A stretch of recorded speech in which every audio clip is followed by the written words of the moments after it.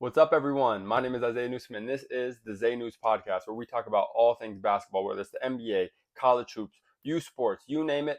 If it's about basketball, then we talk about it. If you like the content, make sure to like, subscribe, leave a comment, engage. Let me know that my takes are trash, or let me know that my takes are on point. I'm really trying to build a community here, a community that loves basketball the same way that I do. So, without further ado, let's get into it. And obviously, today, we really want to start with the NBA Finals. Game one just got done last night. It was a barn burner. It was a classic. It was one of the best game ones that we've seen in a while, amongst a host of amazing basketball games that have happened this year's NBA playoffs, right? I don't think it's hyperbole to say this is one of the best NBA playoffs we have seen in the last maybe 10, 15 years. And game one of the NBA Finals definitely lived up to that, right? It was a very exciting game, went down to the wire. OKC had some big leads in that game, never felt comfortable, never looked like they were comfortable because when you got the Pacers beside of you playing against you, you never are comfortable, right? That's, I think, something that we've learned throughout the course of this playoffs and honestly, the course of the past two seasons with the way the Pacers have played. So, it was a great game, but I want to dive a little bit deeper into it and get more into the nuances of the game and what we saw. So, really quickly, OKC versus Pacers game one breakdown. Let's get into it. So, to be honest with you guys, for 90% of the game, 95% of the game, the Oklahoma City Thunder felt like they were in control. I think most fans would agree with me. As you were watching the game, you felt like OKC just was the better team, right? But as we have came to learn, you are never safe, regardless of if you have a 20-point lead or a 10-point lead when you are playing against the Indiana Pacers because they play at such a high pace. They even if they make mistakes, they force you to make mistakes as well. And before you know it, you're getting into a foot race with them, and they are usually the team who's going to win that foot race. And a lot of that, I think, is indicative of why they won the game last night. But yeah, in short, OKC was the better team for most of that game. They left their imprint on the defensive end of the floor for sure. They were the better team defensively. They forced a lot of turnovers out of the Indiana Pacers. I think Indiana ended that game with 24 or 25 turnovers, a ton of turnovers. And they had like 15 in the first half. You know what I'm saying? So they were really getting up and down. They were really turning the ball over. And as I thought, when I made my prediction for the series, similar to Minneapolis, I felt like OKC could match Indiana's style of play, but they also had more variability and they could play in different ways.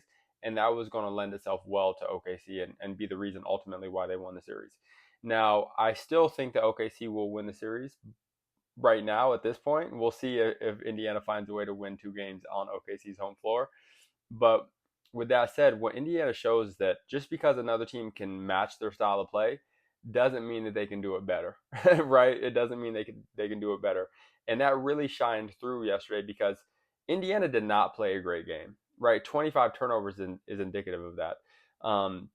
Being down by 15 in the fourth quarter is indicative of that, but they still found a way to win because they are used to playing at that pace for 48 minutes, right? They are the team who consistently plays at that high pace all game, all season, 82 games, 100-ish games, now that we're, 20 games into the playoffs, right? They play like this always. So even though teams have more flexibility and can play in more different ways, like OKC can, it doesn't mean you're going to be as efficient or as good as Indiana is.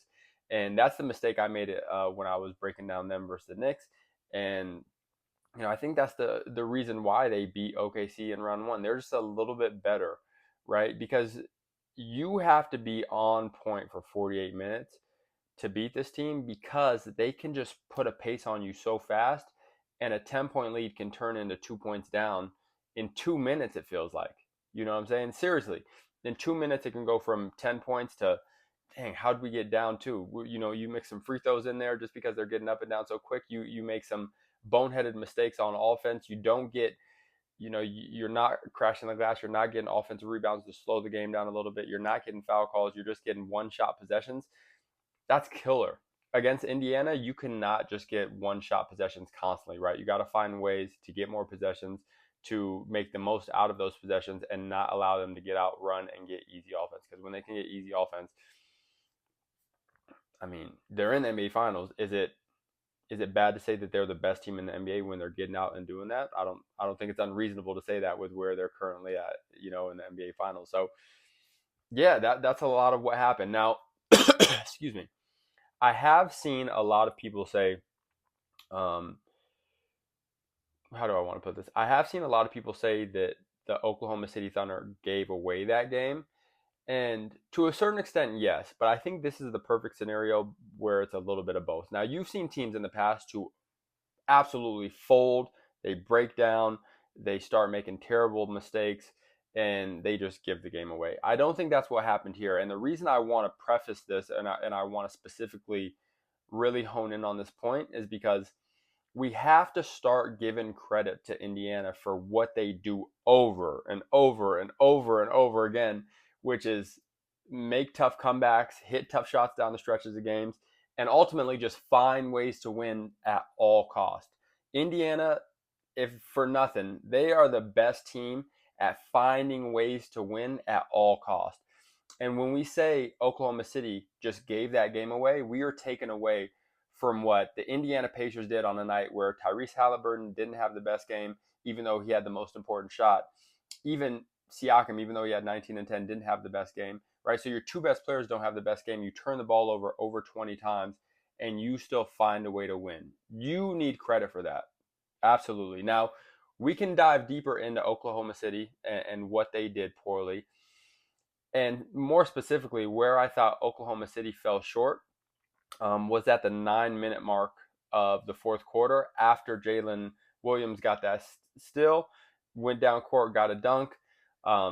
And I think that was their biggest lead of the night, right? 15 points, I think, was their biggest lead of the night. That, to me, once Indiana called a timeout and came back from there, is where it felt like the Oklahoma City Thunder had let their foot off the gas.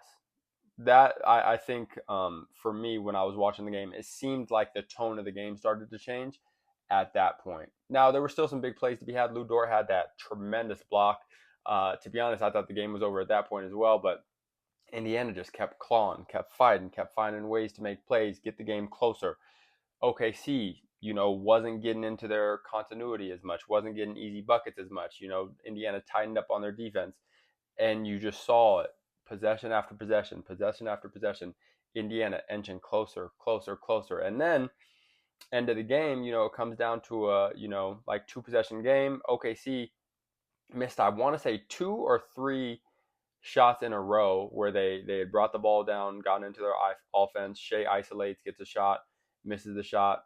And, on the other end, the Pacers get that rebound. They're just coming back firing.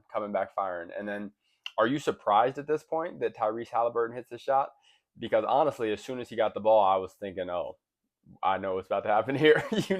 Like I know what's about to happen here. It's just he's been so consistent in those big moments that you kind of just start to foresee what's about to happen and just like, well, to be honest with you, I don't want to say I'm not surprised by it because it was an excellent way to win, and they did it against an amazing team. The best team in the NBA this season, and a historically great defense, right? Like they did all this versus a legitimate competition, right? There's no injuries on the court. There's nothing you can take away from this win from the Indiana Pacers, right? They went and took that one, and I think you got to get your hats off to that. And that brings me to my next point, and one of the last points I'll make about this series. I know Jalen Brunson got selected as the most clutch player in the NBA, deservingly so for what he did in the regular season this season. But like over the last 2 seasons, has there been a player to hit more big shots than Tyrese Halliburton? The answer is unequivocally no. Easy. There has not been a player to hit more big shots than Tyrese Halliburton has in the past 2 seasons, right? If you go back to last season, what he did in the playoffs, what he did in the regular season, if you go back to this season, during the regular season, into the playoffs, obviously it's been like 4 or 5 shots now just in the playoffs alone. This kid is legitimate, and I love that he took that overrated stuff so personally, right? He's carrying a chip on his shoulder. His team carries a chip on their shoulder. They play, with so much continuity as a unit, and in large part that's because of Tyrese Halliburton and the way that he plays. He doesn't have to isolate every time down. He can get you into offense. He can cut. He can shoot off off of people. I think playing with De'Aaron Fox early in his career helped because he was an off-ball guard after being, a primary ball handler for so long, and he's taken that into Indiana, and he's just flourished, man, just flourished. And his stats may not always be the most eye-popping, but I tell you what, he gets it done. He finds ways to win, and he makes the right play, right? He makes the right play every time. You know what I'm saying? Whether it's him or whether it's somebody else, he makes the right play. So, man, Tyrese, we got to start giving you your respect, man. Top 5 point guard for sure. I don't think there's any doubt about it after the way we're seeing him, produce in the playoffs and over the past 2 seasons, to be honest with you. So, tip your hat to Tyrese. And this is going to be an excellent series. I had it going at least 6. I still am picking the Oklahoma City Thunder. I think they have responded well to losses so far in the playoffs, right? They just got blasted by 40 against Minnesota. We saw what happened after that. I think Indiana is a team that has no quit in them. So this series is destined to be an amazing series. And after Indiana steals game 1 on OKC's home court, if there's one thing I got to change, it's the amount of games. I picked 6 games for OKC to get it done. I think there's a real shot this series goes 7. Still picking OKC. Again, it'll be on OKC's home court. But when a series goes 7, anything can happen. One guy could get hot, have a great shooting night. That could be the end of the series for the other squad. So who knows? But Indiana to go out there, game 1 of the NBA Finals after not being there in 25 years and get the first game on somebody else's home court is amazing. It's amazing theater. This NBA playoffs have been amazing theater, and I have a feeling the NBA Finals are going to continue to live up to that, and it's going to be very, very dramatic, if you will. And if you're a basketball fan, there's nothing else you could ask for, right? There's nothing else you can ask for as a basketball fan. I saw NBA media saying that they weren't excited about this finals. This is the problem with basketball and the state of basketball right now. If there are negatives to be had, it is the fact that we let so many of basketball's talking heads be unknowledgeable, common fans, right? Casual fans is the word I'm looking for, right? I don't know if there's another sport that has so many casual fans as the NBA does. And it just so happens to be that a lot of those casual fans have a following and are on ESPN and are on FS1 and are on this and that. And it's just like mind-boggling to me how you could watch this year's playoffs, watch the Indiana Pacers, watch the Oklahoma City Thunder, and be anything but excited for this series if you are a real, authentic basketball fan. Amazing basketball was played yesterday. Nothing short of amazing, right? It was high caliber, high pace, high level shot making. You can't get no better than that. There's not better basketball on the planet. So the fact that you were just so engulfed into narratives and who's the superstar on the court and what what matchups are being had individually, right? Like, and you can't detach yourself from that just to watch good basketball. It tells me that you either lack understanding of the game and knowledge of the game, or you just like love reality TV. You're like a love and hip hop extravaganza. Like I don't know how else to put it. But it's ridiculous to me. We got to fix it because the game is being played at a high level, and we got to start appreciating it. And it is getting better. But man, I just saw some of the craziest takes being had about this matchup, and both of these teams are deserving. They've been playing their butts off. I mean, Indiana's had the second best record in the NBA since January, I think, right? Like the idea that this isn't exciting basketball, this isn't high level basketball. You got Shea dropping 38. Like, get out of here. Get out of here. Go report on something else because this isn't meant for you if you don't like this style of basketball. You know what I'm saying? Just yeah. But last point I'll make, and then I'll move on. There's something else I'm excited to talk about as well. But that is just one of the differences in this game. Game 1 of the NBA Finals had to be that the Indiana Pacers role players outplayed pretty dramatically, I might add, the Oklahoma City role players, right? Chet Holmgren gave us a dud. Isaiah Hartenstein didn't give us a ton. I thought Lou Dort was really good. That's a surprise, but Jalen Williams wasn't great. If you go look at Indiana's roster, it was like 14, 12, 18, 19, 17, 16, 15. It was like 7 or 8 guys, which is normal for them, all in double figures, right? And Jalen Williams had a game that was not like him. He didn't shoot the ball great from the field. Chet was even worse. Um, so that was also a difference in the game that not a lot of people are talking about, right? Indiana's role players, even though I wouldn't say their stars outplayed Shea, but their role players definitely came to the plate and they got a lot of production. Obi Toppin had like 5 threes, you know what I'm saying?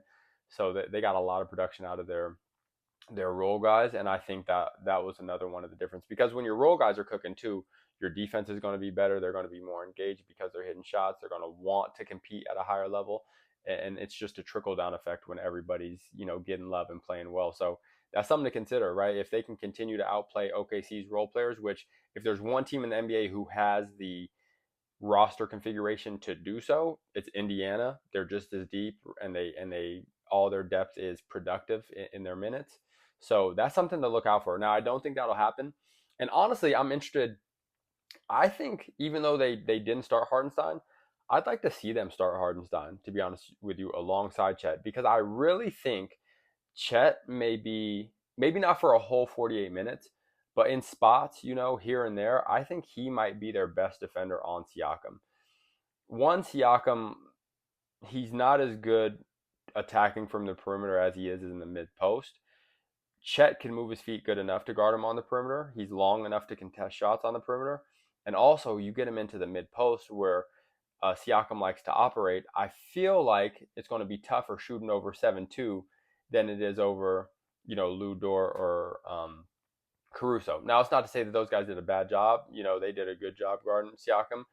But I would just like to see that dynamic. And I think those are two mobile enough bigs in Hardenstein and Chet to be okay. Now, again, you don't have to play them for large minutes together. You could do the first 4 minutes of the game, sub them out, this and that. But I really want to see that Chet versus Siakam matchup, because I think he'll do okay. I think I'll do okay. And Chet is a guy who likes to take on the challenge. You know what I'm saying? He wants to be staring across from somebody who people think he might be better, who might think they are better than him, right? Like we saw that early in his career when him and Victor Wembanyama first matched up, right? He likes that sort of competition. So if there's one thing I'd like to see OKC do is just play him, just see, right? Just see. Miles Turner, Hardenstein can guard Miles Turner. You know what I'm saying? He can move his feet well enough to get out on those perimeter shots. And then you got help side defense in one of the two, depending on, who's on the perimeter, who's in the paint, etc. I think they should do that more. I understand that the Pacers like to get up and down. They like to play fast. And again, I'm not saying you have to do this the whole game, but I think in spots that could be a very useful lineup for them. And I think it could give them a lot. And I think it can make it hard on Indiana trying to get dribble penetration and guys like Siakam going off one-on-one. You know what I'm saying? So just something I wanted to put out there. Let me know how you guys feel about that. But anyways, there's another thing I wanted to talk about today.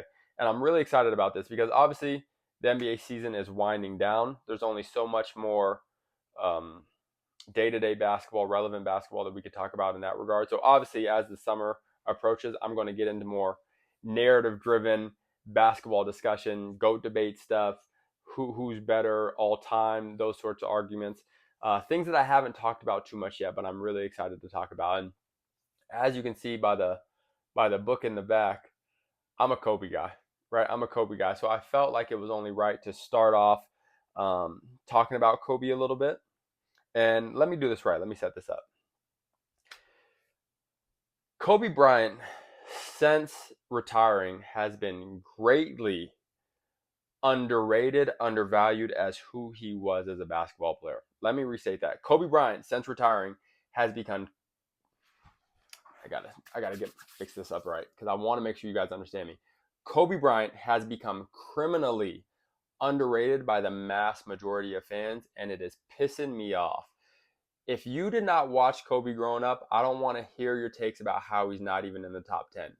You should not talk about basketball if he is not at the least in your top 10. And I question you if he's not in your top 5. You have to have some legitimate reasoning, and there's paths to make me understand it, but very few people offer those paths in debates, and it's a problem. If you do not have Kobe in your top 10, I do not trust your basketball opinion. And even more so, if you do not have him in your top 5, I highly doubt it. So let's get into it today just to talk about Kobe, how good he was. And I want to even compare him head to head to some of the other people who are generally talked about in the top 10 all time. So I am someone who grew up in correlation with Kobe Bryant's career, right? So I was born in 95. He came into the league in 96.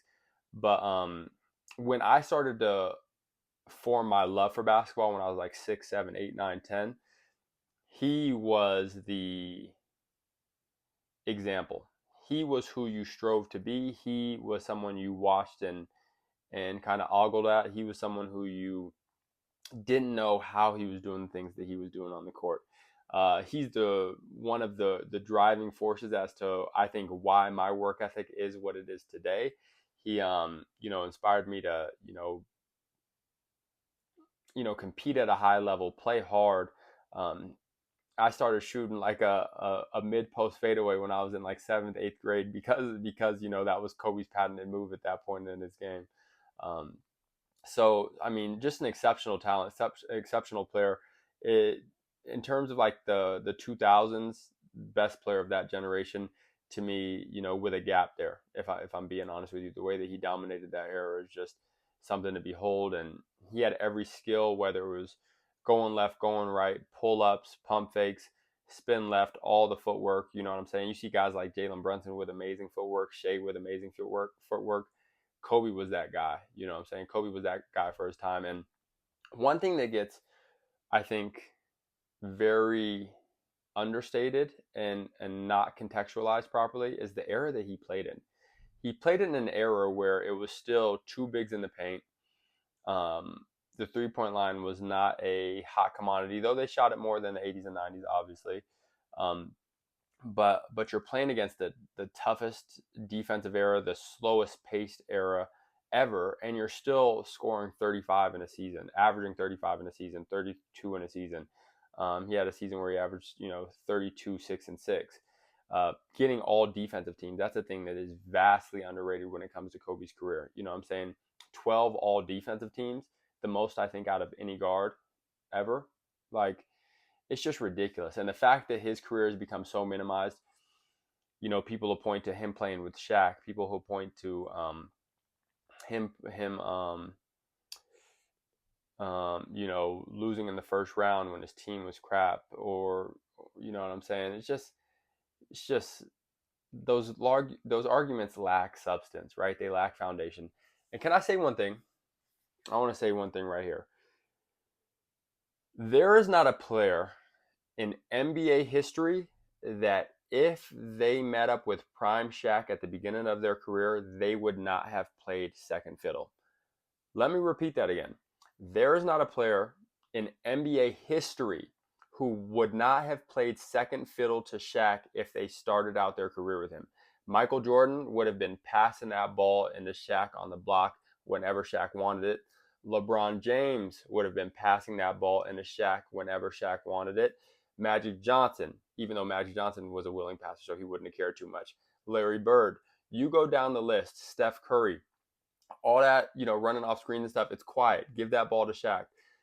Any player that you can think of from the ages of 18 to 23, 24, even most of them into their prime, would have been passing that ball to Shaq as the primary go-to option on their offense if they played with Shaq at the beginning of their career. The only ones who I think could have maybe taken the bull by the horns and forced their coach to make them the primary option on offense in the thick of their prime are Michael Jordan, LeBron James, and Kobe. And even that 2000 Shaq, I'm questioning because Shaq was so dominant.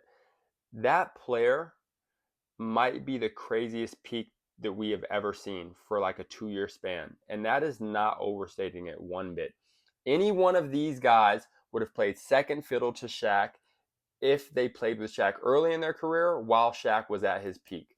That is not an overstatement. If you don't agree with that, you don't know basketball. So if you use that as an argument against Kobe, I'm assuming that you're dense, you're a moron and you don't know what you're talking about, because it's absolutely a ridiculous argument. And everybody in the history of the game, any guard would have played second fiddle to him in his peak. Absolutely, they would have. Thank you. Anyways, getting back to it. Kobe, just criminally underrated. And you can see how passionate I am about this take, because legitimately to me, he is easily a top 5 player.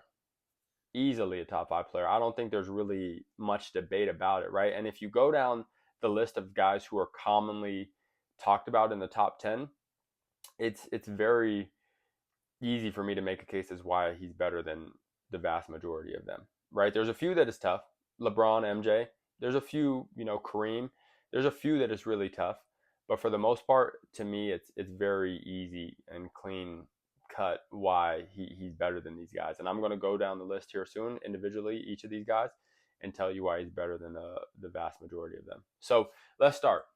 One, a guy who has recently moved into the top 10-ish range, and that's Steph Curry. I've seen people put Steph above Kobe recently, and I think that's absolutely ridiculous. Absolutely ridiculous. For one, Steph, I think, has a legitimate case in his peak as being a better offensive player than Kobe. I think he has a legitimate case. It doesn't mean that he is, but it's very neck and neck. Kobe versus Steph, neck and neck offensively. Kobe defensively washes Steph. So you tell me, you got two guys who've won pretty equivalently. Kobe won a little bit more, obviously, 5 rings to 4. A guy who has scored at a very high level. You can argue that Steph has been a more efficient scorer throughout his career, obviously. But with that said, you got two guys, right? Steph and you got Kobe. Their offense is very close when we're talking about arguing who the better offensive player is. But then you factor in defense. Kobe, it's not even a discussion, is way better than Steph as a defensive player. So to me, okay, we put that off to the table. Kobe is clearly better than Steph. Now we go to the next one, Hakeem. Hakeem is interesting because Hakeem didn't win as much, but he also played in MJ's era. He played in the 80s as well. He played in a tough era of basketball, and he didn't always have a legitimate roster around him. And at that point, you, as a big, and even still today, kind of, but not quite as much, as a big, you need good guards around you, especially in the 80s, right? Because you have to have somebody to get you the ball on the block. Right now, you got bigs who can bring the ball up, handle it a little bit themselves, and do a little shot creating. You see Victor Wembanyama largely on the perimeter. You see Julius Randle handling the rock. You see Cat, on the perimeter most of the time and not in the post, right? Like you see these bigs, Joker, obviously. You see these bigs who have a little bit more say on when they get the ball and how they get the ball. Whereas back then, you have to have guys to get you the ball. Now, he had good teams. He didn't always have great teams. But when he did have his opportunity, he took the most of it. I think Hakeem is drastically underrated. But with that said, Kobe's peak was longer. He was better offensively. Defense is tough because defensively, Hakeem is arguably the best defensive player to ever live. You know what I'm saying? But I think Kobe's defensive accolades are similar. And I think Kobe, in terms of being a guard defender, which I think it's harder to be a great guard defender, right? When you factor that in, I think it's fairly close. So Kobe gets the nod over Hakeem pretty easily in my eyes. Then you go to Shaq. Shaq, I think, at his peak, may have a top 2 or 3 peak of all time.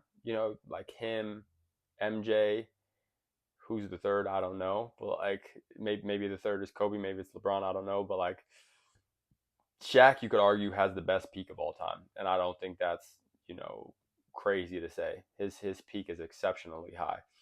But with that said, I think he didn't win without Kobe, or you know what? Let's even take that argument out of there. Let's start from scratch. I want to start all over. So now we go to Shaq. Kobe versus Shaq, who's better? Now it is hard when you're comparing bigs to littles or to guards because it's just different styles of play. It's different needs in terms of who you have around you, et cetera, et cetera. Again, same as Hakeem, Shaq needed somebody to get him the ball on the block, right? But with that said, I think Kobe's peak was longer, even though I think Shaq's peak was higher.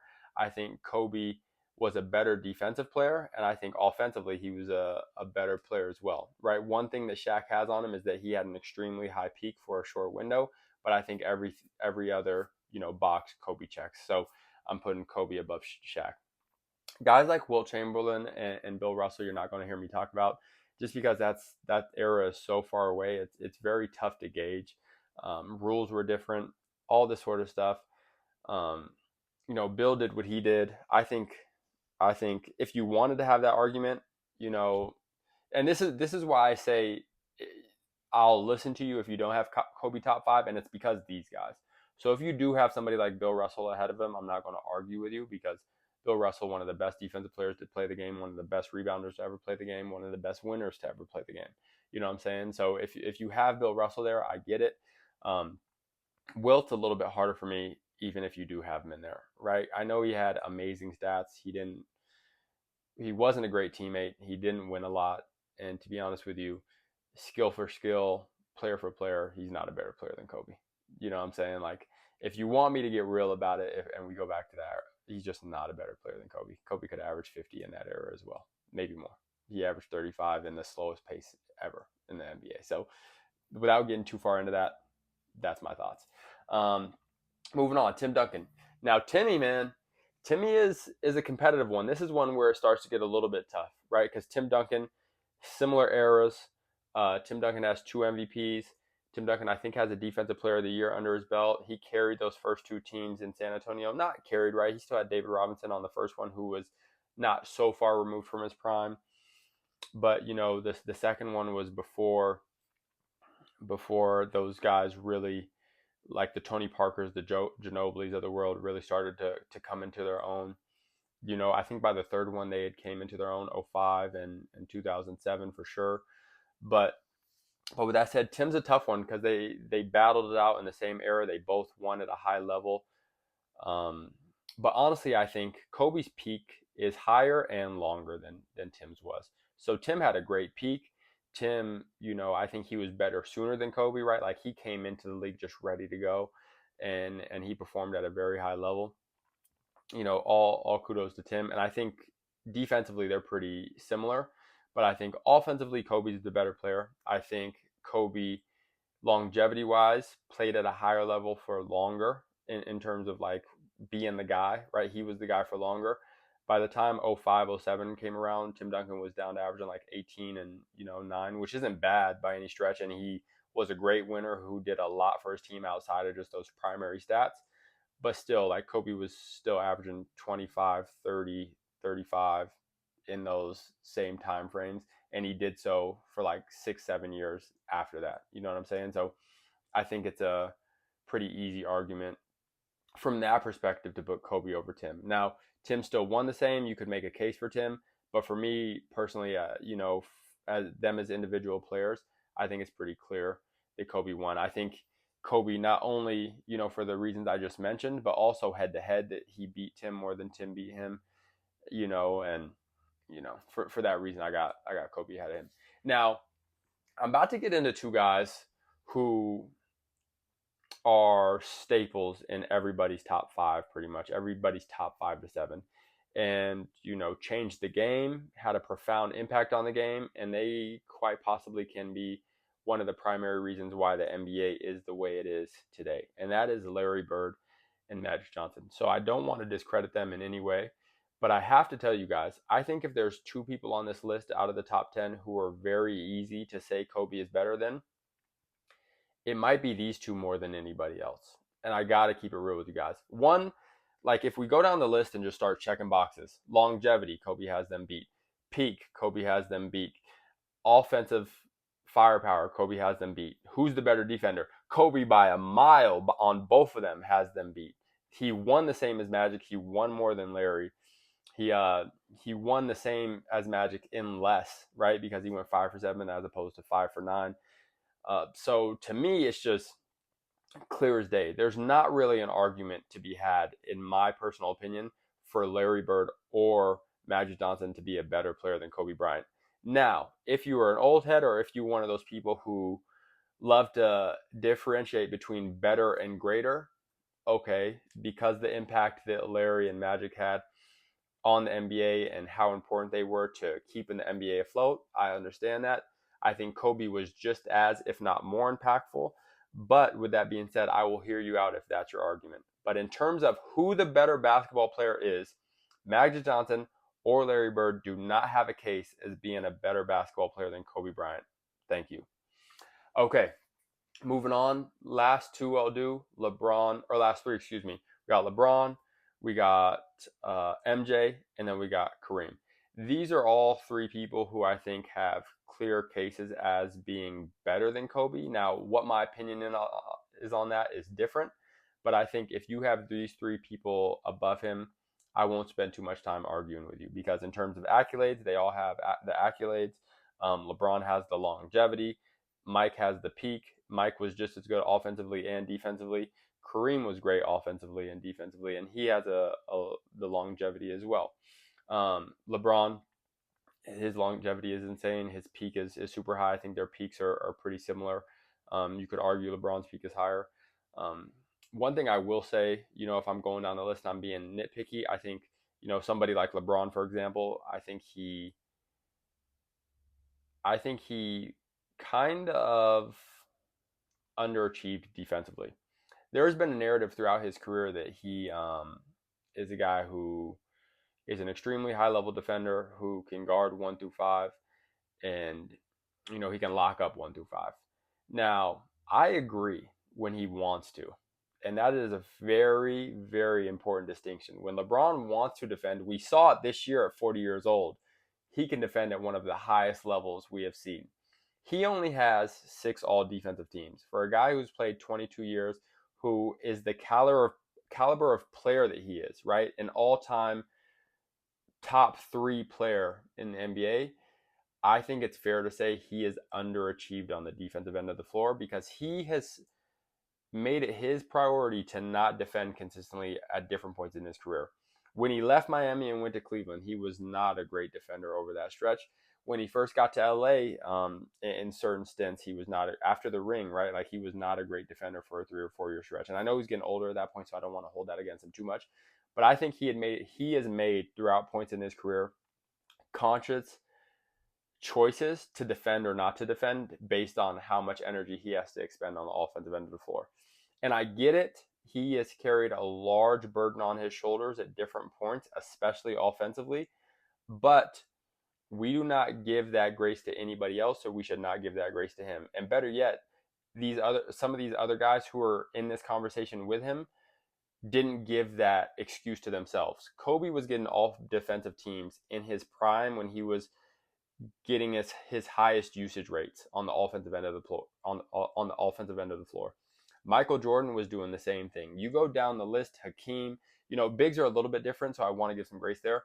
But all these guys were doing it in the peaks of their career, right? So for us not to give LeBron a mark there, I think would be disingenuous, is all I'm saying. So I think LeBron at this point in his career, if you're factoring in everything and I take my fandom out of it, I think there's a clear case to be made for LeBron being better than Kobe. Again, Mike, his peak was so high, and he has similar defensive accolades as Kobe, even one more with the Defensive Player of the Year.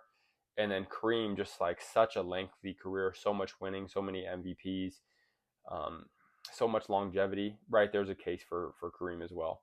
But outside of that, I think it's pretty clear after those three, like, you can make a pretty easy case without getting too deep into narratives, without getting too deep into, he said, she said, nitpicking stuff. Like, there's pretty clear case as to why Kobe's better than each of these guys, and hopefully I did a good job of explaining this to you guys today. So that was fun. I want to do more of that, especially as the summer, gets more. We get deeper into the summer, and there's less basketball being played. Obviously, I'm still going to talk about NBA updates as they come. We got the off season coming up. There's going to be some trades being made. It sounds like guys are trying to make stuff happen quick, right? They're not trying to wait for free agency to open up. People are trying to move guys. They're trying to get. I saw something that said the Suns are trying to get KD moved before the draft even. So things are about to start happening. Things are about to start happening here pretty quickly, and I'm excited for it because it's going to be a fun summer. But with that said, in between these times, these downtimes that we have, I'm going to talk a lot more about narrative-driven basketball, I think, just because, there's just not as much nuanced stuff to talk about. There's not as much X's and O's throughout the games to talk about because there aren't games to be played. So, I'm gonna continue giving you guys stuff throughout the finals as games happen and as we see things happening. But once the off season starts, I'm going to shift a little bit to this and have some fun debates. It's always fun to talk about all time basketball stuff. So we'll get into it. You guys will hear my opinions a little bit more. But again, I want to end this by saying, if you like the podcast, make sure to like, subscribe, tell a friend to tell a friend, leave a comment. Let me know if my take was trash. Let me know if my take was on point. You could find me on other platforms as well, talking about the same basketball stuff. And I'll leave you with this. If you don't have Kobe Bryant in your top 5 all time, I question your basketball knowledge.